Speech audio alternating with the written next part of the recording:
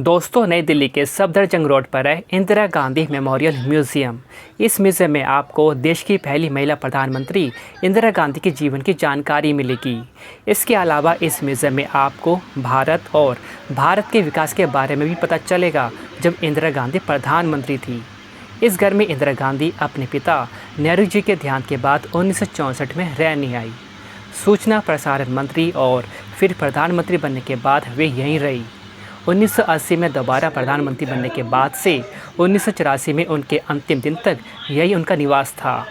इसके अलावा राजीव गांधी भी प्रधानमंत्री बनने के बाद मार्च 1985 तक यहीं रहे। अभी मैं म्यूज़ियम के अंदर हूँ। यहाँ आपको इंदिरा गांधी से जुड़े न्यूज़ और उनके कामों को दिखाया गया है न्यूज़पेपर के ज़रिए। इंदिरा गांधी को कई अवार्ड भी मिले हैं।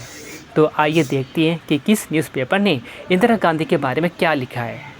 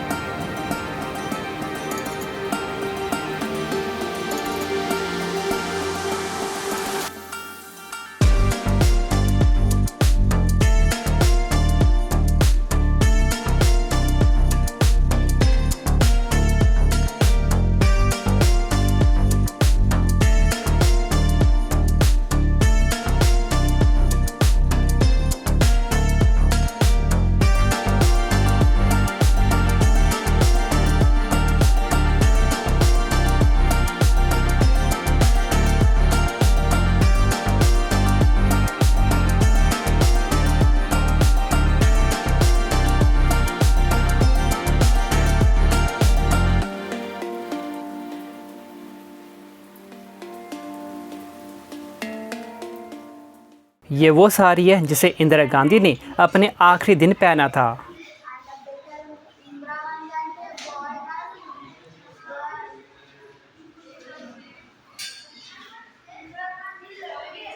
अब आप जो तस्वीरें देख रही हो ये उनकी बचपन की तस्वीरें हैं।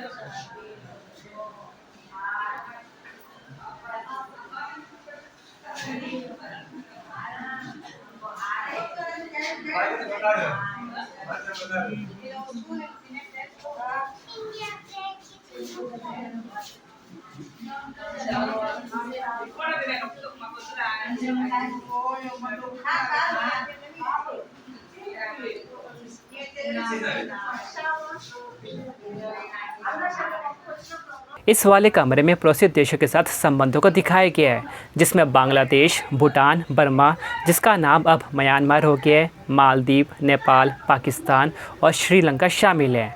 यहाँ आपको पड़ोसी देशों से मिले गिफ्ट भी नज़र आएंगे।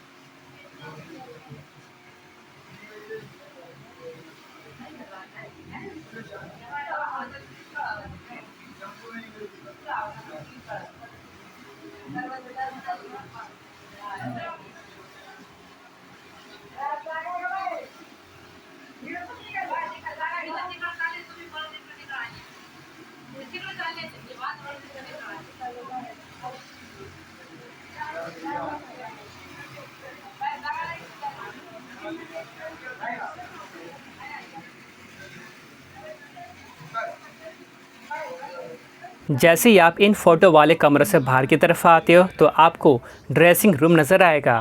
यहाँ उनकी पसंदीदा पारिवारिक तस्वीरें, उनकी बनाई की पोटली और चरखा रखे हैं। ये चरखा स्वाधीनता आंदोलन का प्रतीक है। दीवारों पर बिहार की महिलाओं द्वारा बनाए गए मधुबनी चित्र भी हैं। आगे बढ़ते ही आपको इंदिरा गांधी का स्टडी रूम नज़र आएगा।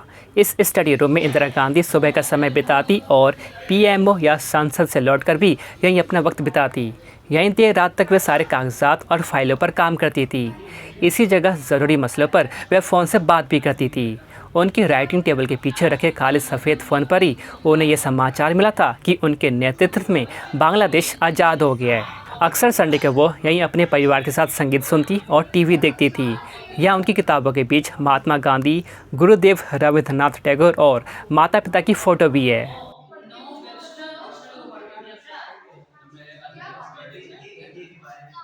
स्टडी रूम के सामने राजीव गांधी का कमरा है। इस रूम में राजीव गांधी लगभग 16 साल तक रहे थे। ये वो साल थे जिनमें उनकी ज़िंदगी की कई सारी महत्वपूर्ण घटनाएं घटी। यहाँ रहते हुए इन्होंने पायलट की ट्रेनिंग ली और सोनिया से शादी की। यही उनके बच्चों राहुल और प्रियंका का जन्म हुआ। अपने भाई संजय गांधी की एक विमान दुर्घटना में हुई मौत के बाद से वे राजनीति में आ गए। उनका रेजिडेंट तब भी यही था जब उनकी माता इंदिरा गांधी की हत्या हुई। इंदिरा गांधी की मौत के बाद देश के नेतृत्व का भार उनके कंधों पर आ गया। फिर आम चुनाव के बाद वे भारत के छठे और आज तक के सबसे कम उम्र के प्रधानमंत्री बने और अपनी पत्नी और बच्चों के साथ आज के 7 लोक कल्याण मार्ग के घर में शिफ्ट हो गए, जो अब भारत के प्रधानमंत्री का परमानेंट रेजिडेंट बन चुका है।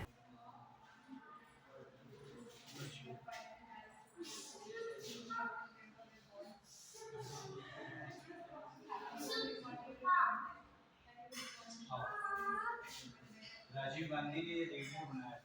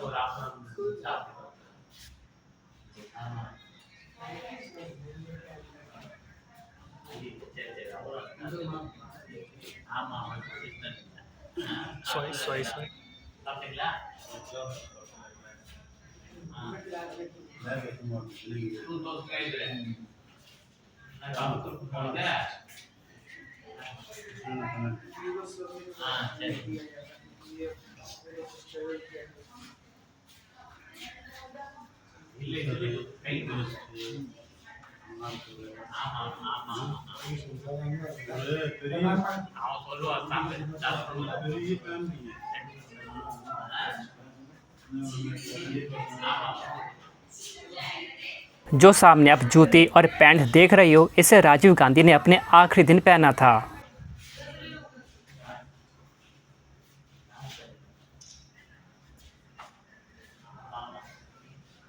ये है पूजा रूम। इंदिरा गांधी से मिलने वाले भारत के हर कोने से कई समुदायों के लोग अक्सर उन्हें अपने अपने धर्म चिन्ह भेंट करते थे। वे उन्हें पूरे सम्मान से स्वीकार कर अपने पूजा वाले कमरे में रख देती थी, जैसा आप यहाँ देख सकती हो।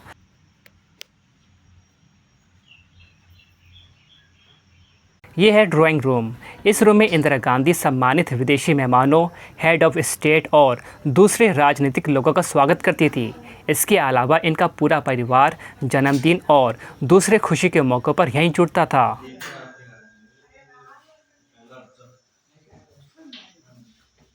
अब दोस्तों, मैं उस जगह आ गया हूँ जहाँ इंदिरा गांधी की हत्या की गई थी। इसी रास्ते पर वो आखिरी बार चली थी। जहाँ वह गिरी, उसे ट्रांसपेरेंट ग्लास से ढक दिया है।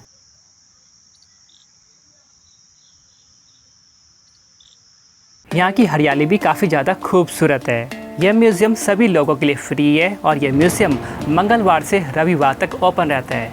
अगर आप भी इंदिरा गांधी को करीब से जानना चाहते हैं तो यह म्यूज़ियम आपके लिए सही जगह है।